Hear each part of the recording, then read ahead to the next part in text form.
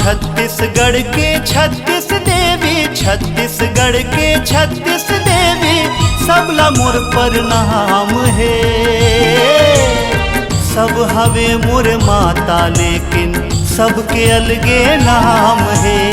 सब हवे मोर माता लेकिन सबके अलगे नाम है। मोर चंडी दाई, मोर शीतला माई, मोर बूढ़ी माई, कंकालिन दाई।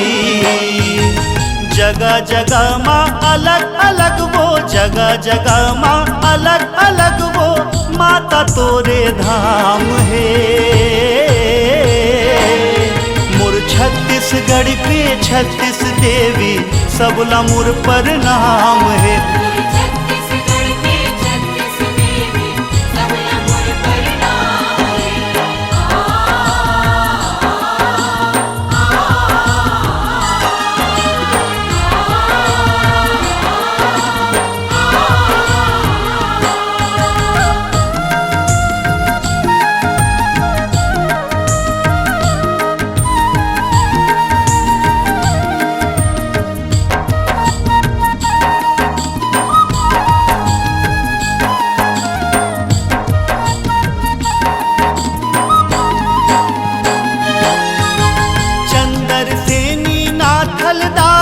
चंदरपुर माँ दाई, चंदरपुर माँ देवी बंजारी बन के बैठे रायपुर माँ, बैठे रायपुर माँ।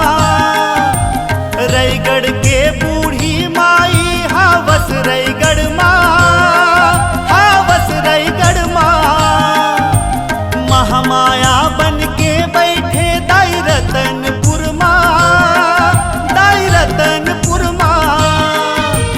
सजे है मंदिर ज्योत जलत है, सजे है मंदिर ज्योत जलत है, आदि शक्ति नाम है।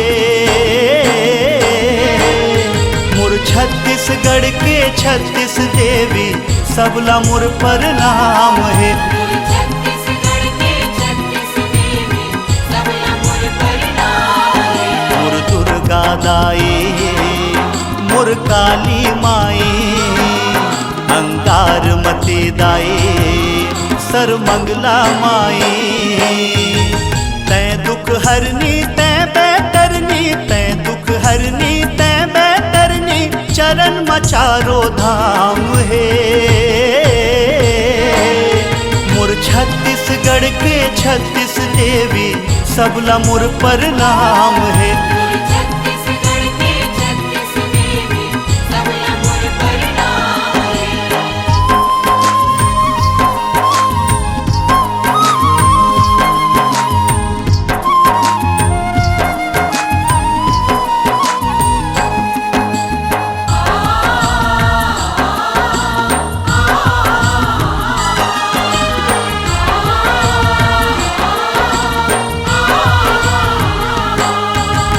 बस्तर माँ बस्तर हिन दाई बन के विराजे, तै बन के विराजे।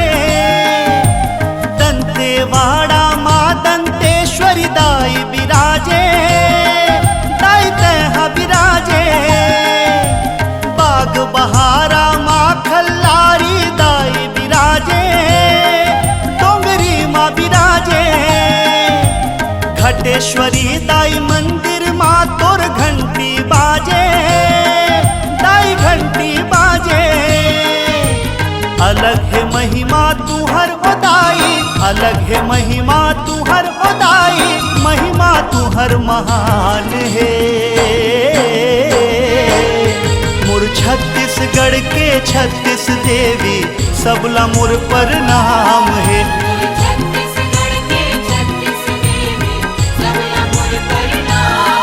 माँ मोर समलाई, माँ मोर बमलाई, माता मोर लक्ष्मी, सरस्वती उदाई। जेकर ऊपर तोर दया है अम्बे, जेकर ऊपर तोर दया है अम्बे, जिंदगी ओकर धन धान है। मोर छत्तीसगढ़ के 36 देवी, सबला मोर प्रणाम है। छत्तीसगढ़ के 36 देवी सबला मोर प्रणाम है।